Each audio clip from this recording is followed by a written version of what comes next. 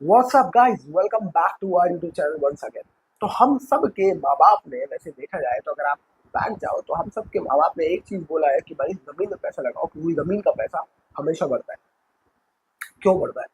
Because the only reason की जमीन जो है दुनिया में वो एक लिमिटेड है, और जब तक हमें दूसरा ग्रह नहीं मिल जाता रहने के लिए, जब तक ये जमीन जो है वो एक लिमिटेड रिसोर्स रहेगा। और आप इसलिए उसमें अपनी अपनी जो एक्विजिशन है वो बढ़ाते जाओ। तो बिल्कुल सही बात है ये।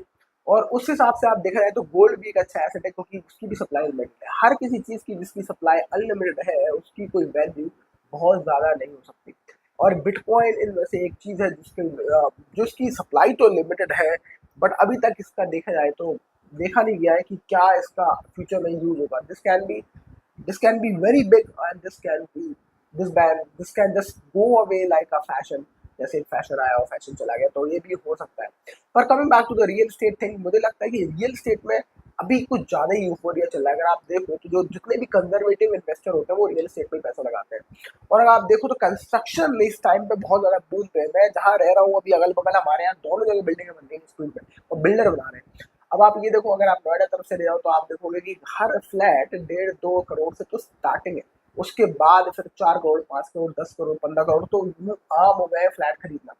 तो करोड़ में खरीदना फ्लैट जो है वो बहुत आम हो रहे हैं। तो अगर आप देखो तो रियल स्टेट में बहुत ज़्यादा बूम आ रहा है, और इनफैक्ट हर कंपनी रियल स्टेट में इन्वेस्ट करना चाह रही है। अब हर कंपनी, इनफैक्ट इंडिया में ब्लैक रॉक भी इन्वेस्ट कर रही है इंफ्रास्ट्रक्चर में।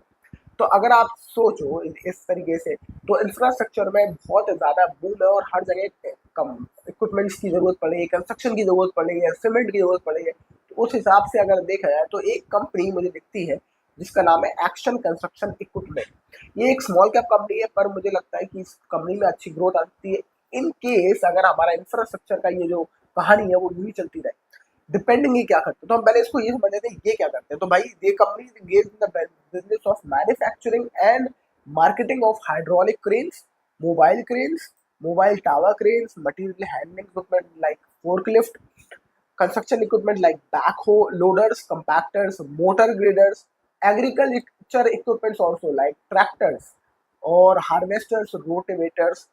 तो ऐसे कंपनी ये सारे कंस्ट्रक्शन इक्विपमेंट्स बनाती है और उनको लैंड करती है। कंपनी का कहना है कि हमारा जो 63 plus market share in the mobile crane segment in India and 60 plus market share in the tower crane segment domestically.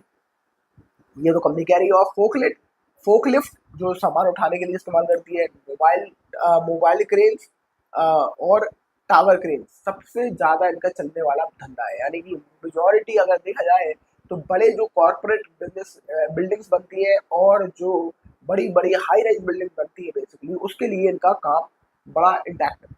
अब आपको क्या लगता है कि हाई राइज बिल्डिंग बनती रहेंगी और नहीं बनती रहेंगी? अगर आईटी का बोलबाला चलता रहा, हमारे यहाँ इंडस्ट्रीज लगती रहेंगी और हमारे यहाँ यूं ही इस तरीके से जो मैन्युफैक्चरिंग है, क्योंकि बहुत सारी मैन्युफैक्चरिंग चाइना से शिफ्ट हो रही है इंडिया, तो अगर यूं ही बढ़ती रही तो लगातार फिर हमें और बिल्डिंग्स बनानी पड़ेगी, और उस हिसाब से इनका काम इंटैक्ट रहेगा।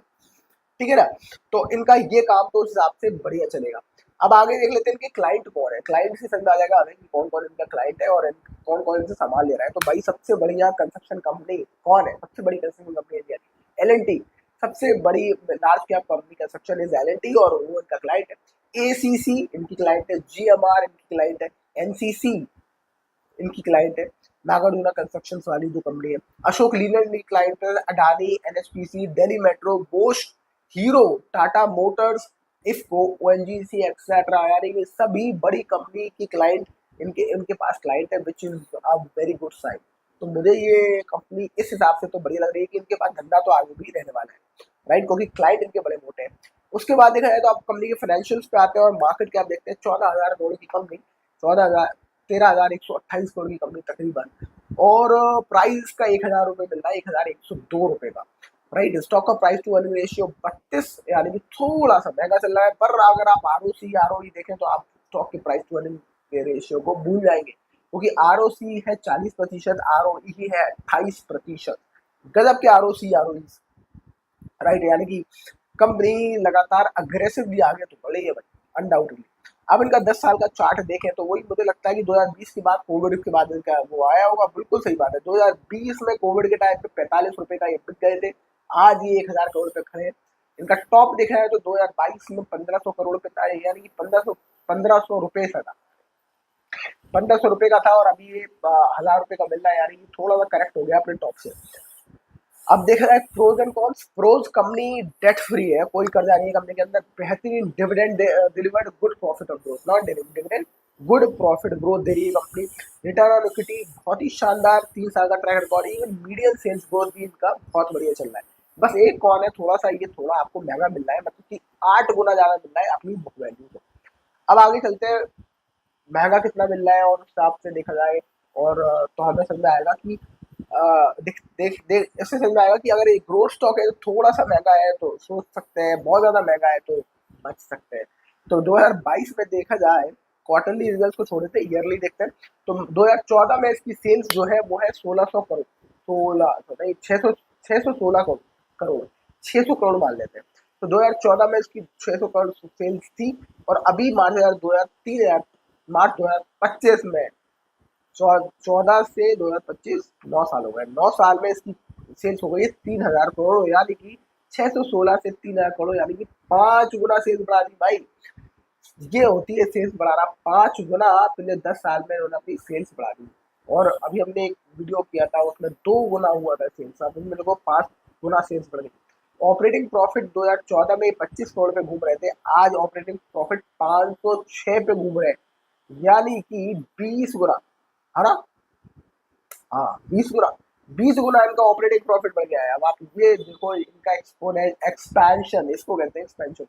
I like the financials. अब कैश फ्लो में ऑपरेटिंग एक्टिविटी देखें तो भाई लगातार एक पॉजिटिव कैश फ्लो कंपनी बना के रखी है, लगातार। 2014 में 38 करोड़ रुपए इनके पास कैश फ्लो में था, और अभी 412 करोड़। अब इनका एक बार मार्केट कैप देखते हैं, 412 करोड़ का मार्केट कैप, 412 इंटू 30 करते हैं, 412 करोड़ का कैश फ्लो है, 412 इंटू 30 करते हैं तो हमारा आ गया 1200 करोड़ के आसपास, 12,000 करोड़ के आसपास, और ये 13,000 करोड़ के पास मिल रही है। यानी कि अगर 30 से 35 देखें तो ये फेयरली वैल्यूड कंपनी है, बहुत ज़्यादा महंगी नहीं है, सस्ती नहीं है। कैश फ्लो इंडिकेटर के हिसाब से ये फेयरली वैल्यूड है, अपने सही रेट पे मिल रही है आपको।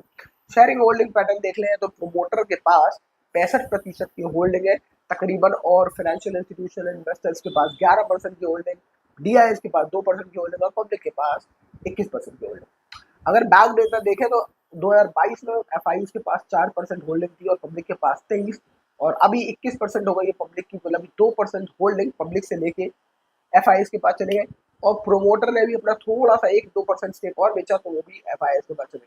तो अब कुल मिला के एफआईज ने अपने इसमें स्टेक्स बहुत अच्छे खासे बढ़ा दिए, 11% के स्टेक्स बढ़ा दिए एफआईज, राइट? 11% अब इसकी होल्डिंग एफआईज के पास है, तो मतलब बाहर के लोगों को कुछ तो दिख रहा है इस कंपनी में। बाकी पब्लिक को भी दिख रहा है 21%, तो पब्लिक की अच्छी खासी होल्डिंग है। तो ये है स्टॉक की कहानी। अगर आपको एक ग्रो स्टॉक में लगता है, आपको लगता है इसकी सेल्स बहुत अच्छी हुई है, प्रॉफिट बहुत अच्छे हुए, अच्छे ऑपरेटिंग प्रॉफिट पे मार्केट में मिल रही है, कैश फ्लो इंडिकेटर के हिसाब से भी फेयरली वैल्यूड है, तो अगर आपको ये एक अच्छी बेट लगती है तो आप अपने हिसाब से ले सकते हैं। एक स्मॉल कैप कंपनी है तो रिस्क अच्छा खासा रहेगा, तो उस हिसाब से अपना डिसीजन लें। और मेरा काम है आपको सिर्फ बताना, बाकी डिसीजन लेना इज कम्प्लीटली योर्स, क्योंकि it is your money which you will be investing in. So that's it for this video. I hope you like the video. Please like, share, and subscribe. I will see you in the next video. Thank you so much for watching. Bye bye.